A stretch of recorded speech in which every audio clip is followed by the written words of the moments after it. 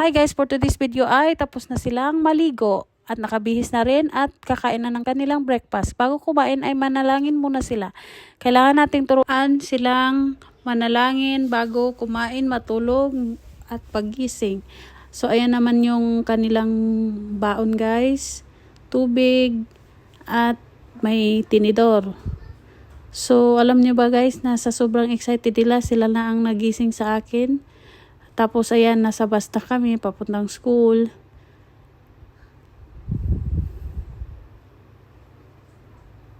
At dumating na nga kami sa school, ayan, excited na sila.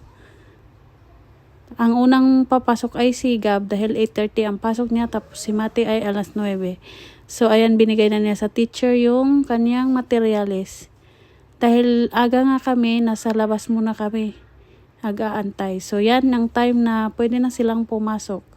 At yung excited niya noon, ganun pa rin hanggang ngayon. Sa sobrang excited niya, sobrang likot din. So kailangan ilagay niya yung bag niya dyan. Tapos kinuha na rin niya yung kanyang dalawang picture na requirements. So ayan guys, iiwan ko na siya at punta ako sa dentist at balikan ko na lang siya.